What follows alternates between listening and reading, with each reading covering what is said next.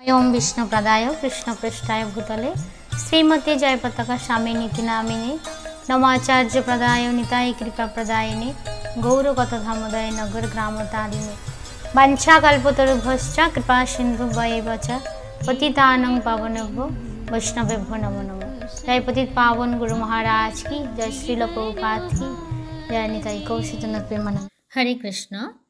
শিল প্রভুপাদ আলোকপাত করেছেন নারী স্বাধীনতার প্রতি। নারী স্বাধীনতা বা স্ত্রী স্বাধীনতা। তথাকথিত স্ত্রী স্বাধীনতা হচ্ছে স্ত্রীলোকদের প্রতারণা করার কৌশল। ভেবে দেখুন, একটি স্ত্রীর সঙ্গে একটি পুরুষের সাক্ষাৎ হলো, তারপর পরস্পরের প্রতি আসক্ত হলো, তাদের যৌন সঙ্গম হলো, মেয়েটি তখন গর্ভবতী হলো, আর মেয়েটিকে উপভোগ করার পর ছেলেটি তাকে পরিত্যাগ করে চলে গেল। মেয়েটিকে তখন শিশুটির ভরণ পোষণ করতে হবে এবং সরকারের কাছ থেকে হাত পেতে ভিক্ষা গ্রহণ করতে হয়, অথবা তার গর্ভের সন্তানটিকে নষ্ট করতে হয়। এটাই হচ্ছে স্ত্রী স্বাধীনতা। তাহলে আসল স্বাধীনতাটি কোথায়? স্বামীর তত্ত্বাবধানে থাকা না 5 জনের ভোগের সামগ্রী থাকা? পারমার্থিক জীবনে আমরা স্ত্রী পুরুষের মধ্যে বিভেদ দর্শন করি না। আমরা স্ত্রী এবং পুরুষকে সমানভাবে কৃষ্ণ ভাবনা দান করি। আমরা স্ত্রী পুরুষ ধনী দরিদ্র সকলকেই স্বাগত জানাই। নেক্সট, খ্রিস্টানদের প্রতি। কৃষ্ণ অথবা খ্রিস্ট তাতে কিছু যায় আসে না, নাম একই। তবে আসল কথা হচ্ছে বৈদিক শাস্ত্রের নির্দেশ অনুসারে এই কলিযুগ জড়বন্ধন থেকে মুক্তির একমাত্র উপায় স্বরূপ ভগবানের নাম কীর্তন করতে হবে। খ্রিস্টান ধর্মে প্রথমে নির্দেশ দেওয়া হয়েছে তুমি কাউকে হত্যা করবে না, অথচ সারা পৃথিবী জুড়ে খ্রিস্টানরা কসাইখানায় অসংখ্য প্রাণী হত্যা করছে। খ্রিস্টানরা যদি ভগবানকে ভালোবাসতে চায় তাহলে তাদের পশু হত্যা থেকে নিরস্ত হতে হবে। আমি মনে করি খ্রিস্টান ধর্মযাজকদের এই হরে কৃষ্ণ আন্দোলনে আমাদের সহযোগিতা করা উচিত। তাদের কৃষ্ণ বা খ্রিস্ট নাম কীর্তন করা উচিত এবং পশু হত্যা বন্ধ করা উচিত। এটাই বাইবেলের শিক্ষা। এটা আমার মন গড়া কথা নয়।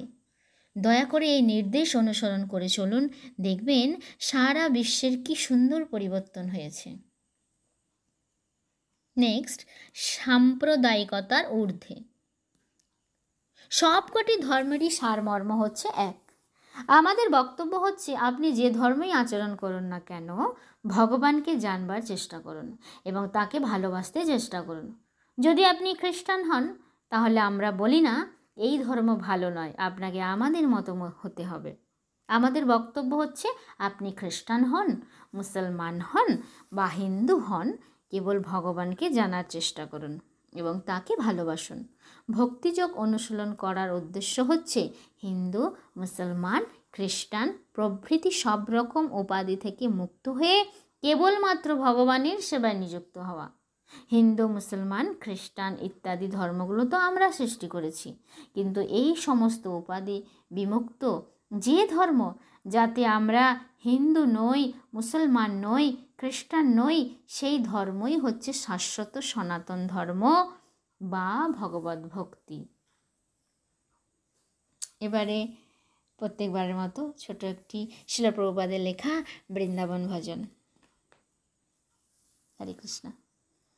কর্ম ফলে আসে জীব নানা বেশ ধরি, কর্ম ফলে আসে সব নানা বেশ ধরি, বেশেতে মজিয়া থাকে, বেশেতে মজিয়া থাকে, ভুলিয়া শ্রীহরি, কর্ম ফলে আসে সব নানা বেশ ধরি।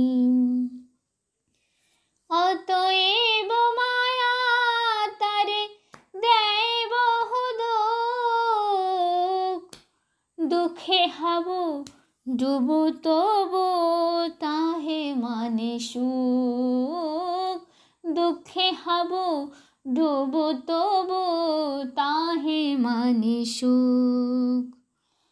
চিররোগী দুঃখ ভোগী শয্যাতে শুইয়া, ভালো আছি আজ কহে হাসিয়া হাসিয়া।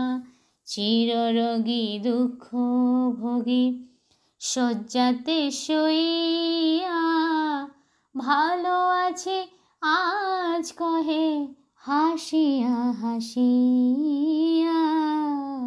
ভালো আছি আজ কহে হাসিয়া হাসিয়া।